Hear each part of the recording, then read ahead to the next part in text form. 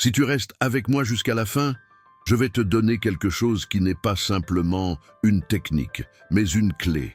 Pas une clé ordinaire, celle qui ouvre des portes en bois ou des coffres en fer, mais une clé invisible, capable de déverrouiller la prison la plus impitoyable de toutes, celle que tu as toi-même construite dans ton esprit. Je ne parle pas de magie bon marché, ni de promesses sucrées. Je parle de quelque chose qui exige de toi le courage de te regarder toi-même, avec une honnêteté que la plupart des gens fuient toute leur vie. C'est ce dont Georges Gurdjieff avertissait.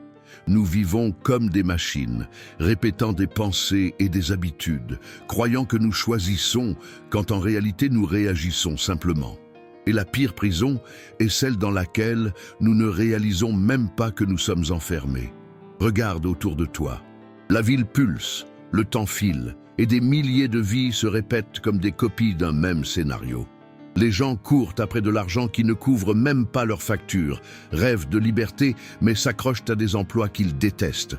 Ils espèrent qu'un coup de chance va tout changer, mais ce qu'ils reçoivent, c'est juste un autre mois identique au précédent. Ils se réveillent, travaillent, paient des dettes, tentent d'oublier leur frustration avec des distractions et ainsi le cycle continue. C'est une captivité confortable, avec des barreaux invisibles faits de peur et de conformisme. Je sais cela parce que j'y ai été. La sensation d'être coincé au premier échelon est étouffante. Tu sais qu'il y a quelque chose de plus grand, quelque chose de plus lumineux qui t'attend, mais la réalité te pousse les épaules vers le bas, te rappelant que la facture est à payer demain, que le loyer n'attend pas, que la date de remise approche. Et ainsi, la quête de l'essentiel, la croissance intérieure, l'expansion de la conscience est repoussée. Il y a toujours quelque chose de plus urgent que de vivre réellement ta propre vie. Gurdjieff disait « La liberté n'est pas quelque chose que l'on reçoit, mais quelque chose que l'on conquiert intérieurement. » Et la vérité, c'est que la plupart des gens ne commencent même pas cette conquête.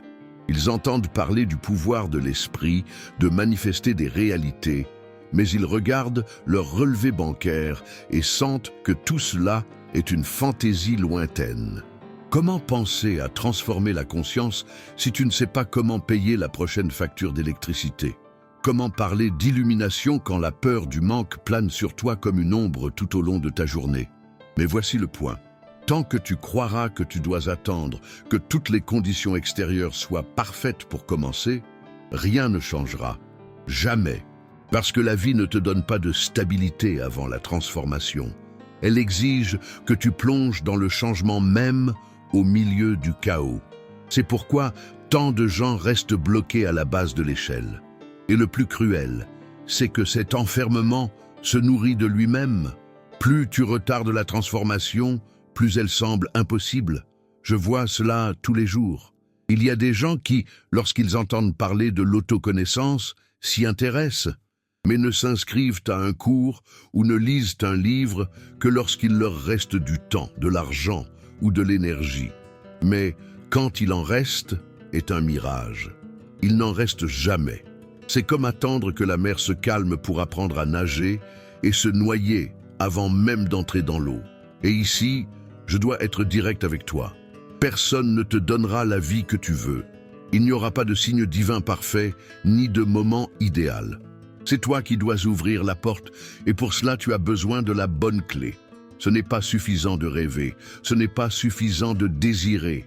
Ce qui sépare ceux qui transforment leur vie de ceux qui passent des années à seulement imaginer, c'est la capacité d'agir même lorsque l'esprit crie que ce n'est pas encore le moment. Le seul échelon qui compte est le suivant, et il n'apparaît que lorsque tu poses le pied dans le vide. C'est pourquoi j'ai décidé de parler aujourd'hui d'une technique bien plus profonde qu'elle n'en a l'air à première vue. Ce n'est pas un truc pour devenir riche rapidement ou obtenir un caprice quelconque. C'est un outil pour briser le transe, pour ouvrir un espace entre toi et le conditionnement qui te domine, et permettre à quelque chose de nouveau de naître. Et peut-être que ce quelque chose de nouveau ne sera pas seulement une voiture, une maison ou un meilleur emploi.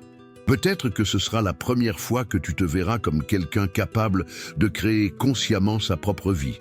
Mais ne te laisse pas tromper, ce voyage ne sera pas facile. Il te demandera d'affronter les croyances que tu as héritées, les peurs que tu as cultivées et surtout les mensonges que tu t'es racontés pour justifier ton inertie. Il te forcera à voir que beaucoup de ce que tu appelles réalité n'est que la répétition de modèles que tu n'as jamais osé remettre en question. Et à ce moment, la question devient inévitable. Si la vie que tu vis aujourd'hui est le résultat de ce que tu as cru jusqu'à maintenant, que pourrait-il se passer si tu croyais en quelque chose de complètement différent à partir d'aujourd'hui?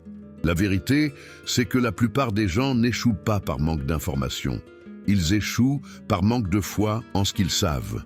Ils ont déjà lu sur la loi de l'attraction, regardé des vidéos, répété des phrases positives devant le miroir. Certains ont même acheté des livres coûteux, assisté à des conférences, suivi des gourous. Et pourtant, rien ne change. C'est comme si la vie suivait exactement le même scénario, indifférente à tous ces efforts. Pourquoi? Parce qu'au fond, ils ne croient pas que cela leur est destiné. Je ne parle pas d'un manque de croyances superficielles, de ceux que l'on reconnaît et admet.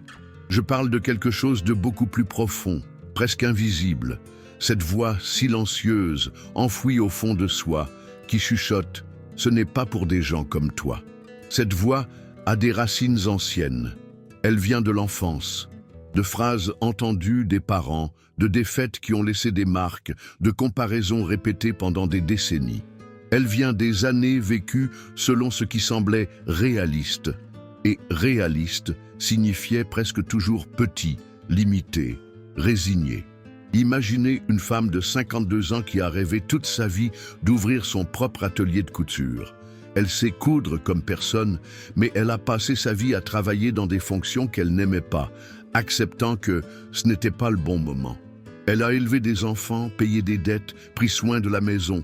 Maintenant, avec plus de temps, elle essaie de visualiser ce rêve, mais elle pense immédiatement: qui va vouloir acheter quelque chose de moi maintenant? Il est trop tard. Et ainsi, le désir s'éteint avant même de naître. Ou pensez à un homme de 44 ans qui a toujours voulu vivre près de la mer. Chaque fois qu'il en parle, il sourit comme un adolescent, mais il commence immédiatement à énumérer les raisons pour lesquelles ce serait impossible. Le coût de la vie, la famille qui ne veut pas déménager, la peur de quitter un emploi sûr. Il demande même au univers ce changement.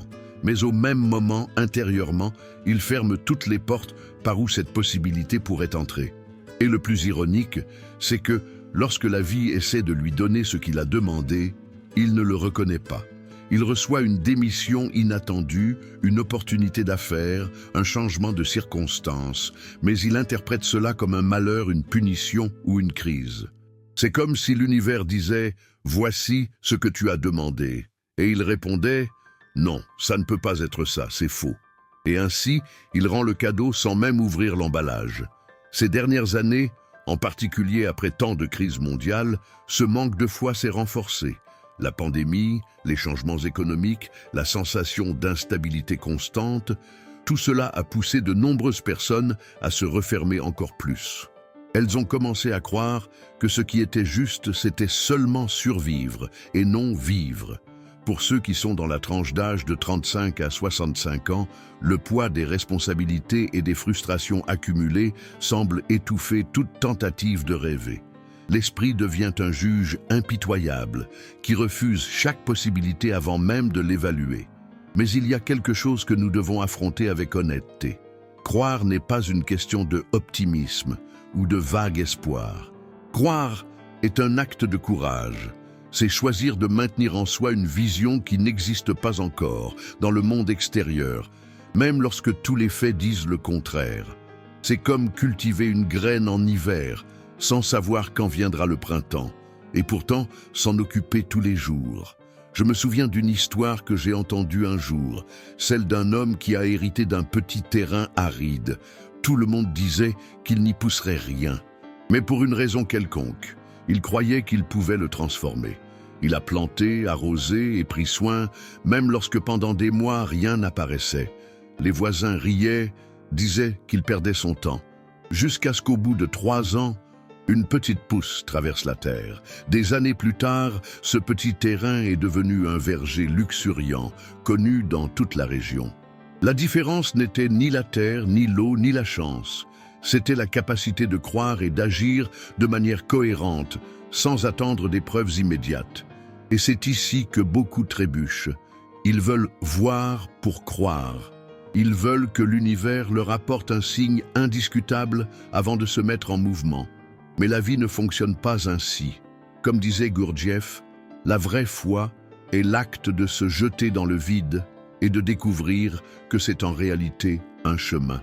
Tant que vous exigez des garanties avant de commencer, vous restez immobile et le temps se charge d'enterrer vos rêves.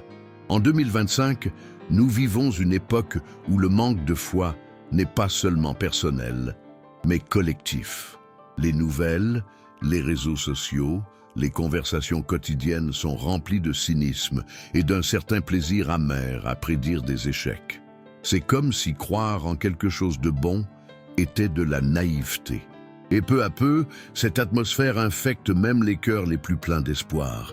Il faut se surveiller pour ne pas boire cette eau, parce que si vous la buvez tous les jours, sans vous en rendre compte, vous commencez à penser qu'il est normal de ne pas croire en soi. Si je pouvais vous demander une chose maintenant, ce serait ceci. Regardez avec brutalité et sincérité si vous croyez vraiment qu'il est possible de vivre différemment. Peu importe ce que vous dites, ni les belles phrases que vous répétez.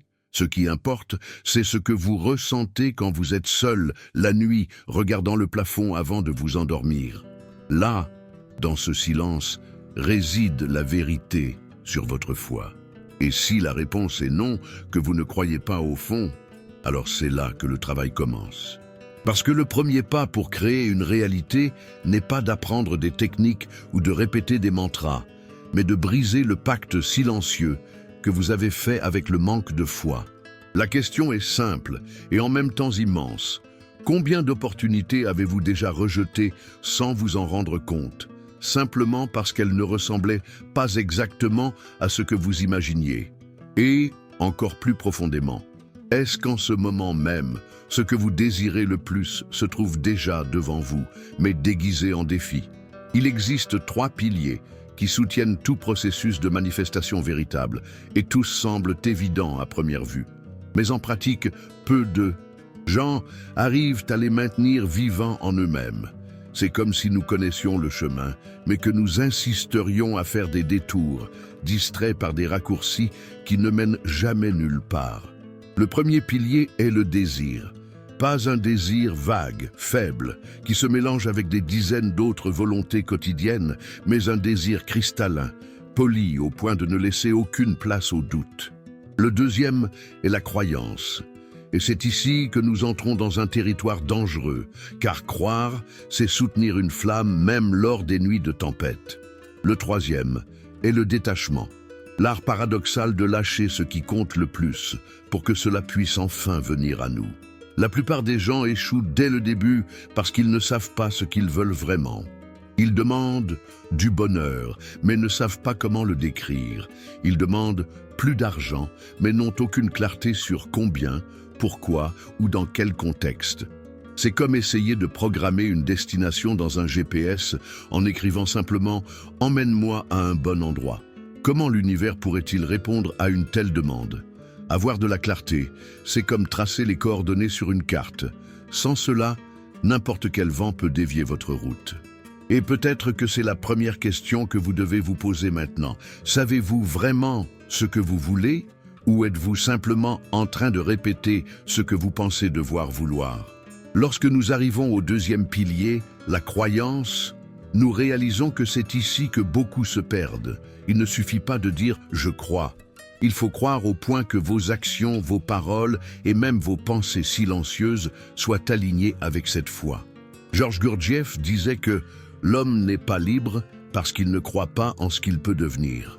Et cette incrédulité se manifeste dans des détails subtils, dans la façon dont vous parlez de vous-même, dans les petites excuses que vous donnez, dans les occasions que vous ignorez. Si au fond, vous pensez que vous ne le méritez pas, ou que vous n'êtes pas capable, alors tout le reste ne sera qu'un mauvais théâtre. Mais comment maintenir cette croyance quand la réalité insiste pour montrer le contraire? Voilà le piège. Attendre que la preuve vienne avant la foi. C'est comme vouloir que le sol apparaisse avant de faire un pas, et ne jamais bouger. L'avez-vous déjà vécu? Avez-vous déjà remarqué qu'au fond, vous attendiez des preuves pour vous engager véritablement? Le problème est que la vie ne donne pas de preuves à l'avance. La preuve, c'est vous qui continuez à marcher, même sans voir la fin. Et puis nous arrivons au troisième pilier, peut-être le plus difficile de tous, lâcher prise. Cela semble absurde, presque offensant, de dire que pour obtenir quelque chose, vous devez arrêter de vous y accrocher avec tant de force. Mais c'est exactement cela. L'attachement étouffe l'énergie du désir, le transforme en besoin, et le besoin a une odeur de désespoir qui repousse tout. Lâcher prise n'est pas abandonner, c'est faire confiance. C'est comme tirer une flèche. Vous visez, tirez la corde avec force, et au bon moment, vous lâchez. Il n'y a plus moyen de contrôler le vol après cela. Et c'est dans cet espace de remise que la magie se produit. Avez-vous le courage de lâcher quelque chose qui n'est pas encore arrivé? Ou est-ce que, dans la pratique, vous essayez de contrôler chaque détail, étouffant les possibilités que l'univers pourrait créer? C'est à ce moment que beaucoup d'histoires se perdent. Je vois des gens qui suivent toutes les étapes, mais qui portent une anxiété chronométrée. Ils veulent des résultats en quelques jours, oubliant que la réalité a son propre rythme. Et voici une provocation. Si je vous disais que votre désir ne se réalisera qu'en 2 ans, auriez-vous encore la force de garder la flamme allumée? Il existe également un 4e élément, silencieux, qui traverse tous les 3, l'action. Peu importe combien vous désirez, croyez et lâchez, si vous n'agissez pas, rien ne se concrétise. L'univers répond au mouvement. Il ne récompense pas ceux qui attendent assis, mais ceux qui marchent vers ce qu'ils veulent. Gurdjieff nous rappelait que l'homme conscient est celui qui fait, et non celui qui sait. Cela signifie que si une occasion se présente, aussi petite ou étrange qu'elle soit, vous devez l'embrasser. C'est dans cette disposition à agir que les points de bascule se créent. Mais voici une question à laquelle vous devez réfléchir maintenant. Combien d'opportunités sont déjà passées devant vous, déguisées en travail supplémentaire, en invitations inattendues, en changements qui, au premier abord, semblaient être des problèmes?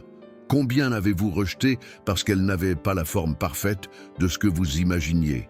La vie n'envoie pas toujours des signes emballés dans des rubans dorés. Souvent, ils arrivent enveloppés dans des défis.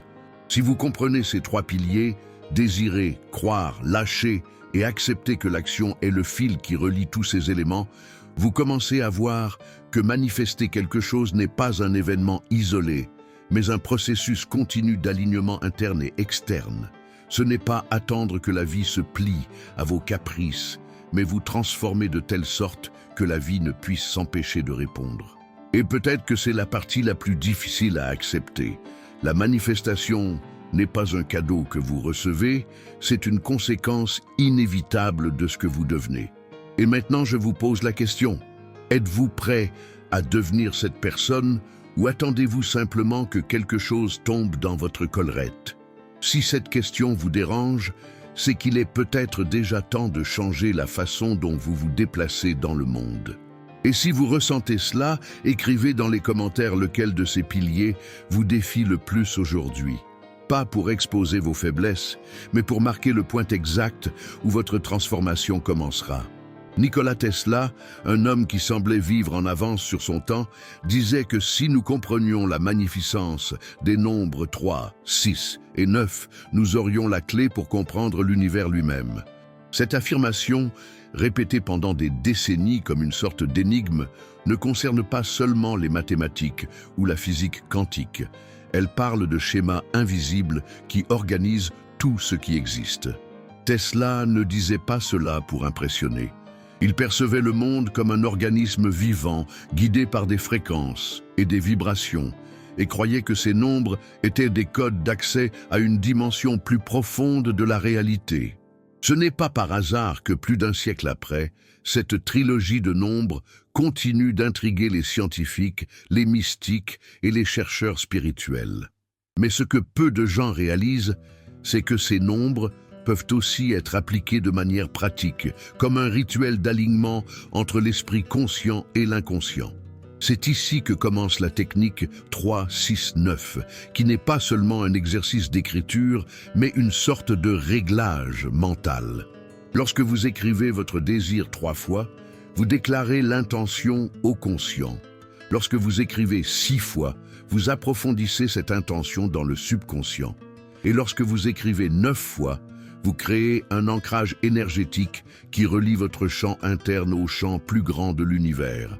C'est comme frapper 3 fois à la porte, puis 6 fois plus fort, et enfin 9 fois avec la certitude totale que quelqu'un va ouvrir. Cela peut sembler trop mystique, mais la science de l'esprit explique bien cela.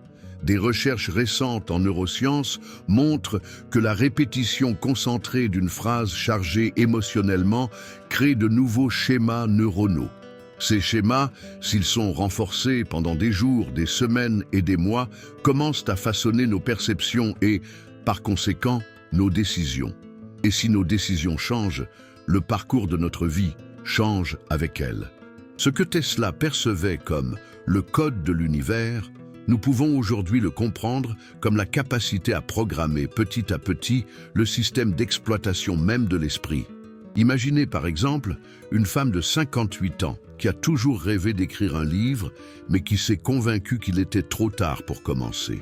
En appliquant cette technique, elle formule sa phrase comme si le livre existait déjà. « Univers, je te remercie d'avoir publié mon livre et inspiré des milliers de personnes. » Elle écrit 3 fois, respire profondément, écrit 6 fois, respire à nouveau et termine par 9 écritures intenses. Les premiers jours, rien ne semble changer. Mais peu à peu, quelque chose commence à se produire. Elle remarque qu'une librairie proche propose des cours d'écriture. Elle reçoit une invitation inattendue pour un groupe d'auteurs débutants. Et l'idée qui semblait floue commence à prendre forme. Ce n'était pas de la magie.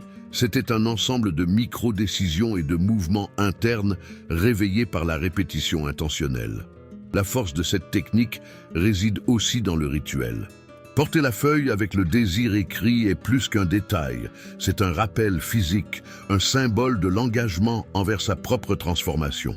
Georges Gurdjieff parlait de l'importance de créer des chocs conscients dans notre routine. De petites ruptures qui nous rappellent que nous sommes éveillés et que nous ne vivons pas en pilote automatique. Avoir cette feuille à portée de main, c'est exactement cela. Un rappel quotidien que vous créez délibérément quelque chose, que vous ne réagissez pas seulement à ce qui arrive. Et il y a un autre détail crucial, le moment de la journée où vous pratiquez ce rituel. Juste après le réveil, l'esprit est encore dans une fréquence cérébrale plus lente, appelée état alpha, qui facilite l'accès au subconscient. Avant de dormir, quelque chose de similaire se passe. La barrière entre le conscient et l'inconscient devient plus perméable. Dans ces interstices, vos mots ont plus de force, comme s'ils étaient semés dans un sol fertile, qui n'a pas encore été piétiné par les bruits de la journée. C'est dans ces instants que la phrase écrite n'est pas simplement lue, elle est absorbée. Il existe des histoires curieuses de personnes qui ont appliqué cette technique et ont expérimenté des résultats improbables. Un homme de 42 ans, endetté et sans perspective, a décidé d'écrire « Univers, je te remercie pour ma vie financière prospère et équilibrée ». Quelques mois plus tard, il a été licencié du travail qu'il détestait, ce qui, à première vue, semblait être une tragédie. Mais cette perte l'a poussé à accepter une proposition ancienne de partenariat dans une petite entreprise de services qui, en moins d'1 an, est devenue rentable. Il a lui-même admis que, s'il n'avait pas pratiqué la technique 3-6-9, il aurait probablement interprété le licenciement comme un signe d'abandon et non comme une ouverture pour recommencer. Cela soulève une question gênante. Combien de fois l'univers a-t-il déjà répondu à vos demandes, mais vous ne l'avez pas remarqué parce que la réponse est venue déguisée en problème? Combien d'opportunités avez-vous ignorées parce qu'elles n'avaient pas la forme exacte de ce que vous imaginiez? La technique 3-6-9, lorsqu'elle est pratiquée avec discipline, n'attire pas seulement quelque chose. Elle entraîne votre regard à percevoir les portes qui s'ouvrent, même quand elles semblent être des murs. Tesla disait « Si vous voulez comprendre l'univers, pensez en termes d'énergie, de fréquence et de vibration. » Ce que fait cette pratique, c'est aligner votre énergie interne à la fréquence de ce que vous souhaitez, jusqu'à ce que les vibrations des deux se reconnaissent et se rencontrent. C'est comme accorder une radio. Tant que vous êtes sur la mauvaise fréquence, la musique ne joue pas, même si le signal est dans l'air. Quand vous trouvez enfin le bon réglage, il n'y a pas d'effort. La musique coule simplement. Ce qui est fascinant, c'est de réaliser qu'au fond, la méthode 3-6-9 concerne moins le demander que le devenir. En répétant la phrase chaque jour, vous commencez à agir comme si vous aviez déjà ce que vous désirez.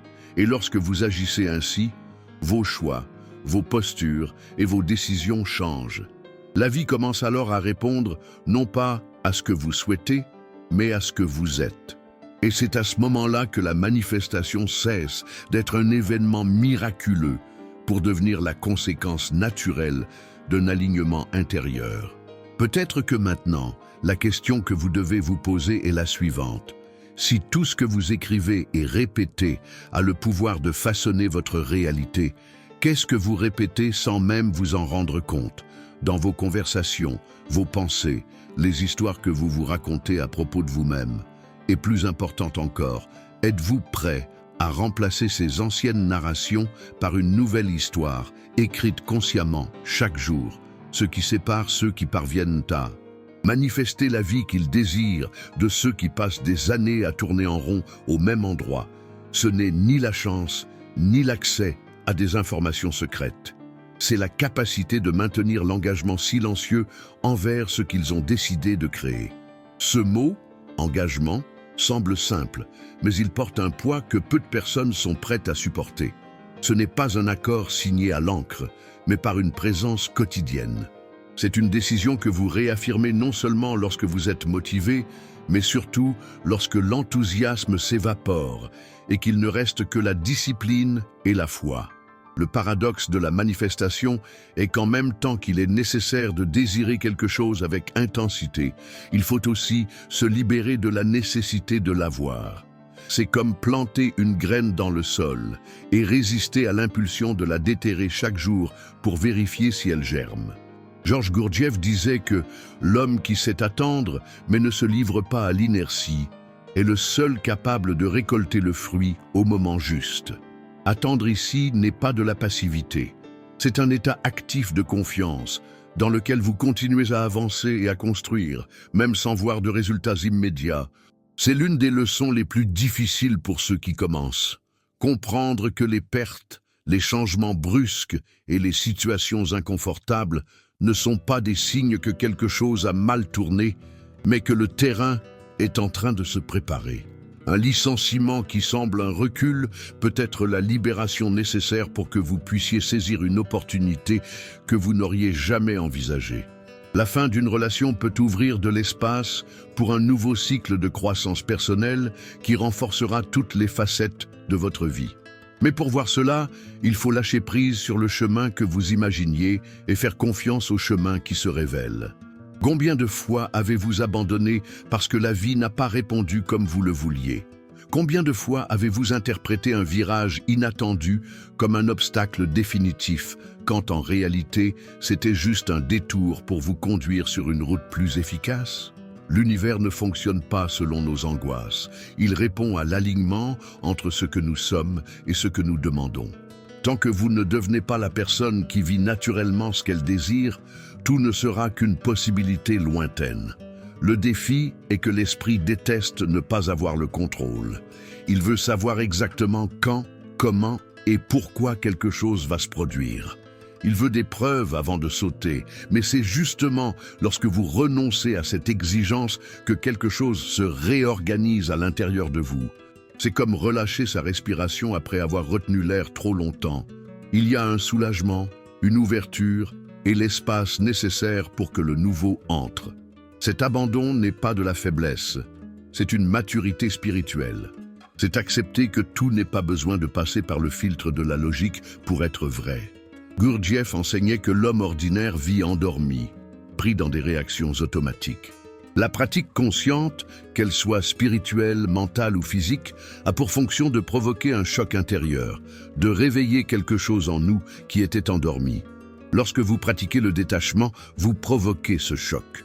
Vous brisez le schéma automatique du besoin de tout contrôler et apprenez à avancer dans cet espace incertain où la création se produit. S'il existe un piège qui retient plus de gens que tout autre, c'est la croyance qu'ils doivent attendre d'être prêts pour agir. Mais la préparation est un mythe confortable. Vous ne serez pas prêt le jour où vous commencerez. C'est en commençant que vous devenez prêt. L'engagement qui entraîne la transformation ne dépend pas de la perfection, il dépend de la constance. Il dépend du fait de se lever chaque jour et de réaffirmer son chemin, même lorsque le scénario autour de vous essaie de vous convaincre d'arrêter. Et voici la question inévitable. Jusqu'où êtes-vous prêt à aller pour ne pas abandonner ce que vous avez décidé de créer? La réponse ne réside pas dans ce que vous dites maintenant, mais dans ce que vous ferez lorsque vous rencontrerez les premières résistances. C'est là que se définit celui qui continue et celui qui retourne au point de départ. C'est à ce moment précis que la manifestation cesse d'être un désir lointain et devient un processus vivant, nourri par votre décision de ne pas revenir en arrière. Si vous êtes arrivé jusque-là, vous avez déjà compris que la technique seule ne suffit pas. C'est votre état intérieur qui soutient ou détruit toute pratique. C'est la clarté de votre but, la foi qui ne cède pas au découragement, et l'action alignée qui transforme les mots écrits sur du papier en réalité tangible.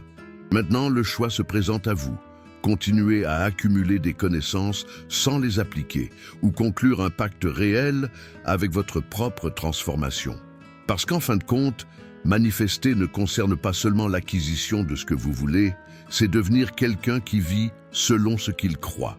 Et c'est exactement à ce moment-là que vous aurez besoin d'un plan clair, étape par étape, pour passer de la théorie à l'action consciente et délibérée. C'est ce que nous allons construire ensemble, à partir de maintenant, pour que chaque jour soit une action concrète dans la direction de la vie que vous avez décidé de créer. Êtes-vous prêt à faire ce pas? Maintenant que nous en sommes arrivés là, il est temps de transformer toute cette compréhension en action. C'est le moment de cesser d'être simplement quelqu'un qui absorbe des idées et de devenir quelqu'un qui les incarne. À partir de ce point, nous ne parlons plus de concepts isolés ou d'inspiration momentanée, mais d'un plan réel, conçu pour être vécu jour après jour.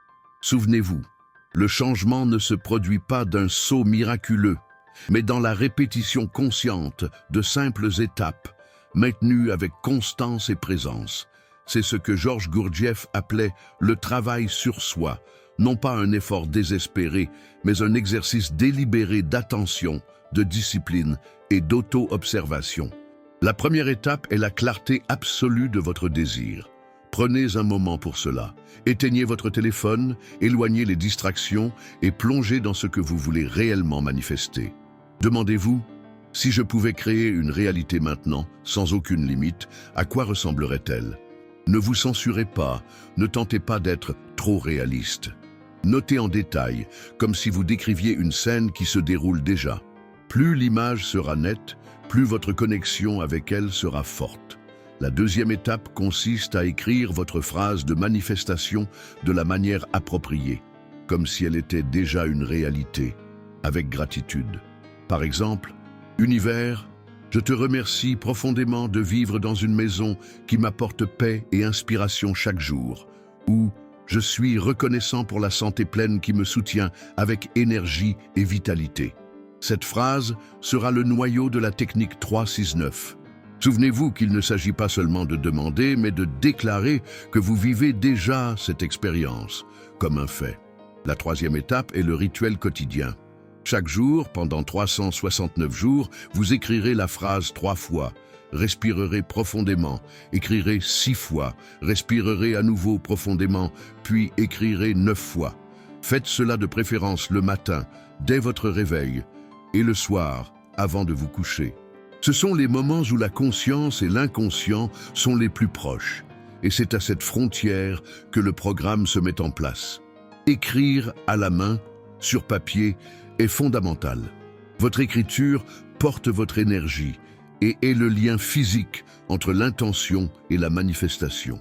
La quatrième étape consiste à porter cette feuille avec vous.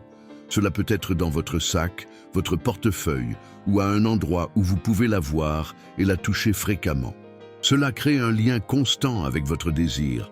Mais attention, il ne s'agit pas de vérifier le progrès de manière obsessionnelle.